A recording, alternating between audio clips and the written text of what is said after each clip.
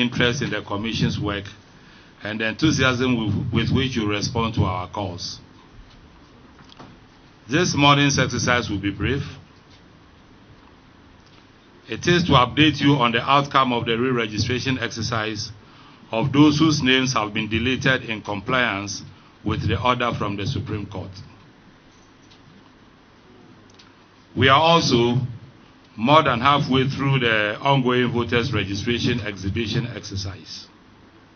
As a result, we will provide you the figures on the number of voters who have so far physically gone to their polling stations to check their biometric details on the register and to get verified by the biometric verification devices we have deployed to all the 29,000 exhibition centers nationwide. The re-registration exercise. As we have agreed with the political parties at the last IPAC meeting held on 12 July 2016, this exercise began simultaneously with the 2016 exhibition exercise on the 18th of July at all our district offices across the country. At our last meeting here with you, we explained the rationale behind the IPAC decision for the re-registration to be done at our district offices. It was to ensure that the details are captured straight into the biometric voter management software, which would make the management of the data and the printing of the provisional register easy for exhibition. The Commission had also prepared contingency plans to deploy additional registration kits to districts with the highest number of persons affected across the 10 regions of the country. Indeed, when the exercise began, some centers experienced a significant number of people turning up. Consequently, the Commission deployed additional kits to these centers to facilitate the process. Also, district electoral officers were tasked to work beyond the normal working hours. To overcome power outage challenges, district officers had generators so that all persons who reported at the centers could be registered. So, as at close of work on Wednesday, 27 July 2016, out of the 56,772 names deleted, 22,107 had been re-registered. We agree, without any shade of doubt, that the total number re-registered was low. However, we were not expecting all the 56,772 deleted persons to turn up for re-registration. It has been 4 years since they registered. Chances are that a good number of them may no longer have been with us, and others may have their own reasons why they would not want to re-register. The obvious turnout for this exercise cannot be blamed on low publicity and inadequate public education. As you may recall, the last limited voter registration exercise lasted for 10 days, just like the re-registration exercise. At the end of the 10 days, as many as over 1 million Ghanaians turned out to get registered. This means an average of 100,000 people were registered daily. Therefore, 10 days was more than enough for only 56,772 people to get re-registered. This is one electoral activity that has made news and been trending in the news daily for a very long time. We began the announcement for this exercise 1 week ahead with the major media briefing which we had right here. Thereafter, a lot of information was provided to the public through the 300 radio stations, the over 15 television stations, and over 40 newspapers and online. In this exercise, the media comes for high commendation as critical stakeholders in the process. You can calculate the amount of mileage and airtime you dedicated to this issue. You have provided a wide platform for the discussion of this issue and the exhibition exercise in general on a daily basis. Through live TV discussions, radio interviews, and discussions on a number of media platforms, a lot of information has been provided by the Commission to the Ghanaian public. Despite the very tight schedule we had as a result of the proceedings at the Supreme Court, the Commission believes that the re-registration and the exhibition are our most publicized operational activity this year. In very concrete terms, we published the names of the deleted persons in the Daily Graphic. We published same on the websites of the Commission, the Daily Graphic website, and the Commission's Facebook wall, and many other websites. We published the names of all deleted persons on the notice boards of the MMDAs. We made the deleted names available at all 29,000 polling stations. We gave copies of the names of the deleted persons to the political parties in the various districts to mobilize their supporters who may have been affected by the deletion order. We produced albums of the names of deleted persons at all our district offices. We have flagged the names of deleted persons in the main and the provisional voters register. We have worked closely with NCC offices and officers across the country on this exercise. We have also engaged with community leaders, churches, and public interest organizations. We have used publicity vans and street announcers in the various communities at the district level. We have used the local, community, and regional FM stations to constantly remind people to go and re-register. Our radio commercials were placed on about 140 and later increased to 200 radio stations in the country. These jingles have been translated into all the major dialects spoken in this country.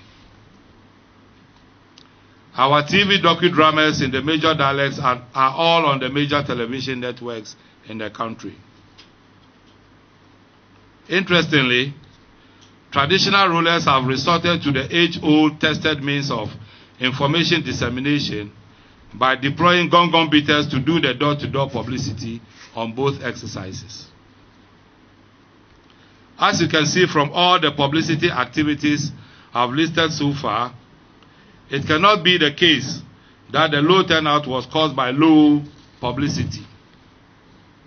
The message is well disseminated. If people actually wanted to get registered, they could have done so within the 10 days.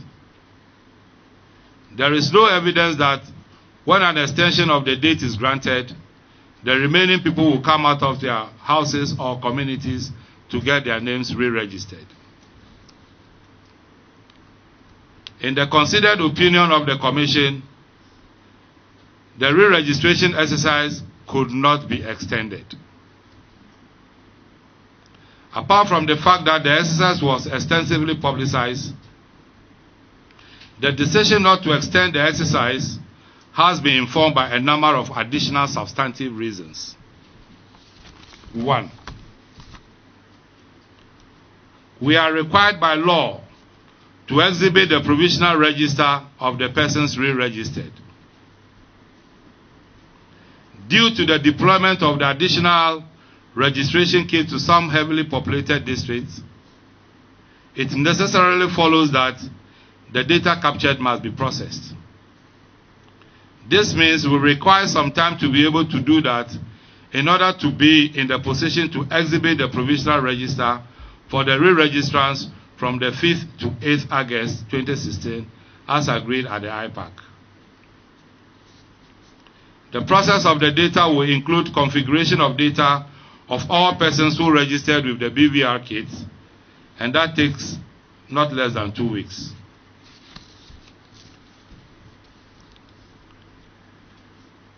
There is the need to set up district registration review committees to adjudicate all challenges to the re-registration of some of the affected persons. In this regard, Regulation 21 ABC of CI 91 provide that the District Registration Review Committee shall within 7 days examine the grounds for the challenge, and within 7 days decide whether or not the applicant is qualified to be registered as a voter. And within 48 hours after the adjudication, communicate its decision in writing to the Commission, the applicant, and any interested parties. The Provisional Voters Register can only be produced for the exhibition of the re-registrants after all the above outlined processes have been duly satisfied. The exhibition of the Provisional Voters Register for the re-registrants and the general exhibition must end at the same time so that the Commission can produce a final certified voters register for the political parties. Any decision to extend this re-registration exercise will have the following implications. 1. A separate exhibition exercise will have to be organized for the NHIS registrants. This can result in voter fatigue and apathy. 2.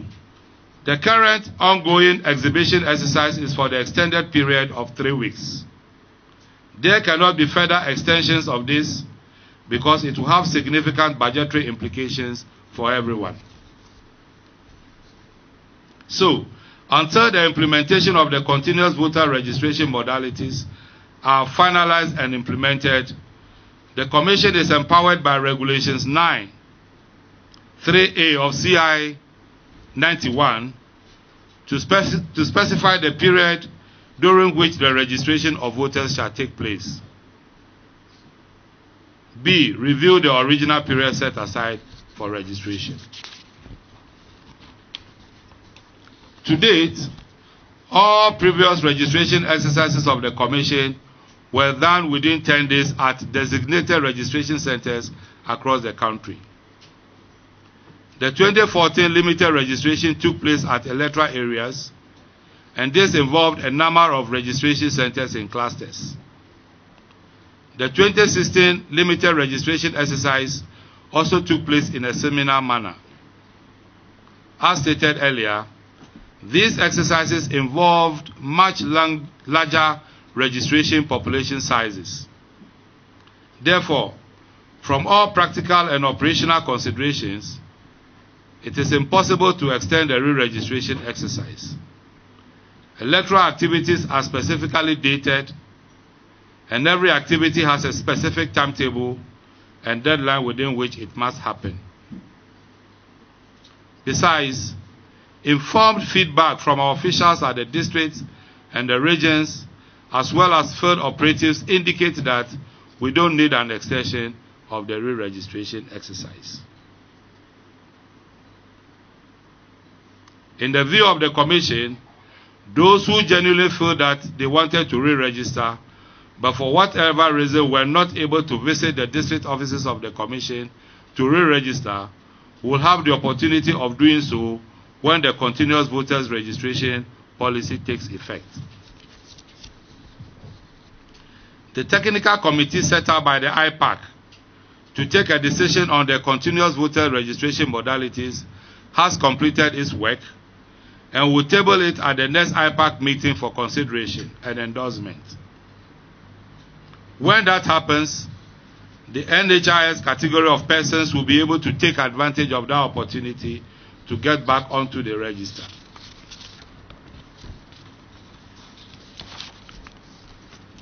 The exhibition exercise is in its 12th day today.